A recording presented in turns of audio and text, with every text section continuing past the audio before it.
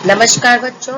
आज मैं कक्षा 9 के सामाजिक विज्ञान विषय के पाठ 2 संविधान निर्माण पार्ट 2 पढ़ाने जा रहे हैं।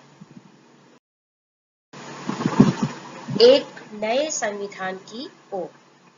जैसा कि पिछले भाग में हमने पढ़ा था, दक्षिण अफ्रीका के बारे में हम पढ़ रहे थे, तो उसके आगे है कि दक्षिण अफ्रीका नए संविधान की ओर कैसे अग्रसर हुआ। रंग भेद नीति के विरुद्ध वहां संघर्ष बढ़ता जा रहा था। सरकार को एहसास हो गया कि जोर जबरदस्ती से अश्वेतों पर अब शासन नहीं रख सकते। इसीलिए उन्होंने समानता वाला शासन, लोकतांत्रिक शासन लाने का दिन प्रतिदिन प्रयास किया। सरकार ने अपनी नीतियों में परिवर्तन लाने का प्रयास किया। अब नीतियों में उन्होंने कौन कौन सी परिवर्तन लाई? पहला, मीडिया पर लगी पाबंदी को उन्होंने हटा दिया। राजनीतिक दलों पर जो प्रतिबंध था उसे भी हटा दिया। और नेल्सन मंडेला, जो कि 28 वर्ष तक जेल में रहे थे, जैसा कि पिछले भाग में भी मैंने बताया था, और उन्हें रिहा कर दिया था, जो कि कोयले की खदान में उन्होंने काम किया था। 28 वर्ष में जेल में रहे थे। याद हो, रोबेन द्वीप में उन्हें रखा गया था।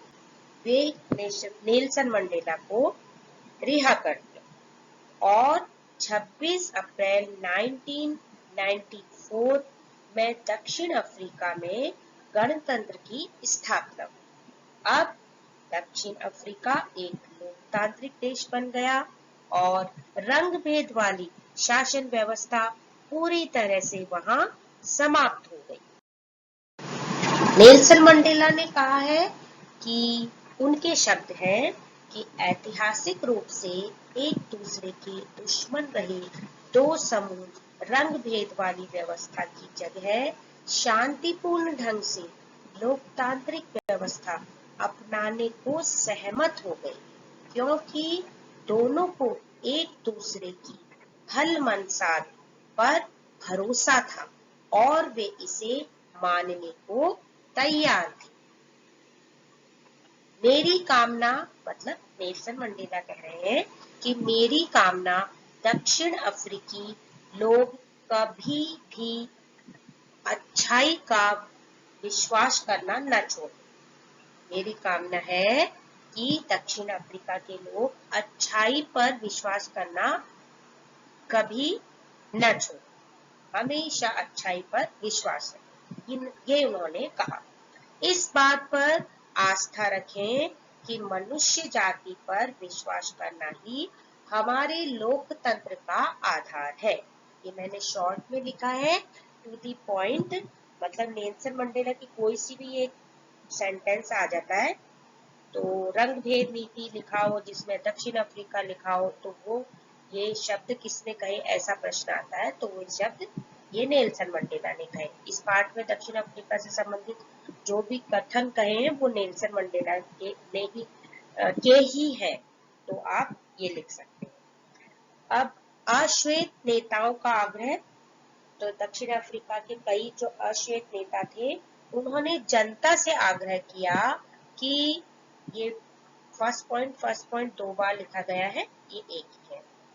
तो सत्ता में रहते हुए गोरे लोगों ने जो जुल्म किए उन्हें वे भूल जाएं और गोरों को माफ कर दें। सत्ता में रहते हुए गोरों ने बहुत सारे जुल्म किए, जैसा कि पिछले भाग में भी बताया था। तो वो कह रहे हैं, अश्वेत लोग कह रहे हैं, अश्वेत नेता कह रहे हैं लोगों को कि उन बातों को भूल जाएं और उन गोरों को अब माफ कर दें। सभी नस्लों, स्त्री पुरुषों की समानता, लोकतांत्रिक मूल्यों, सामाजिक न्याय, मानवाधिकारों पर आधारित नए दक्षिण अफ्रीका का निर्माण करें। तो इस प्रकार अश्वेत नेताओं ने सभी से आग्रह किया। एक पार्टी ने दमन और हत्याएं की और दूसरी पार्टी ने आजादी की लड़ाई की अगुवाई की, परंतु संविधान निर्माण में दोनों साथ साथ बैठे। अब संविधान निर्माण कैसे हुआ उसके बारे में पढ़ रहे हैं हम।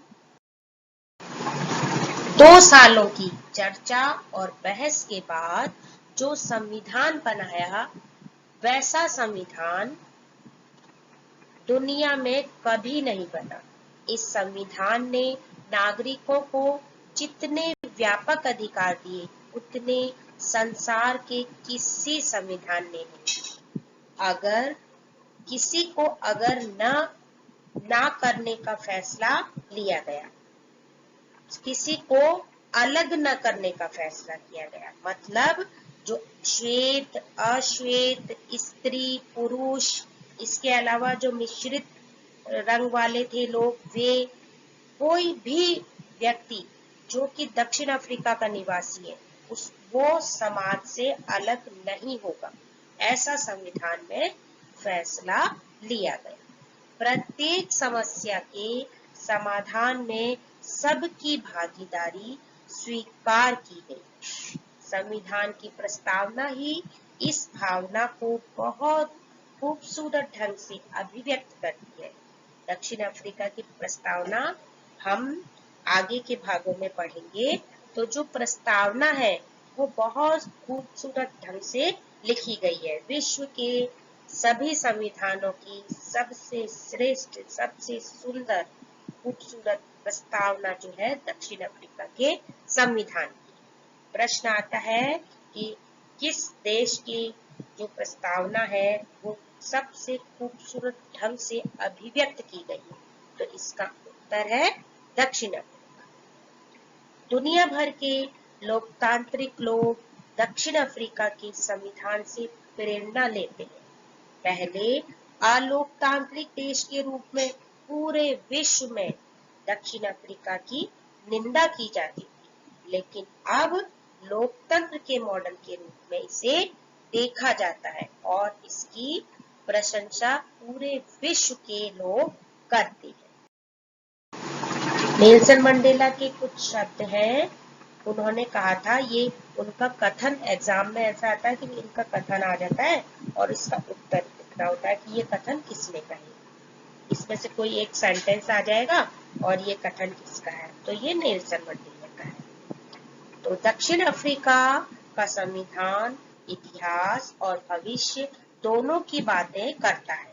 एक तरफ तो यह पवित्र समझौता है कि दक्षिण अफ्रीका के रूप में हम एक दूसरे से यह वादा करते हैं कि हम अपने रंगभेदी, क्रूर और दमनकारी इतिहास को फिर से दोहराने की अनुमति नहीं देंगे।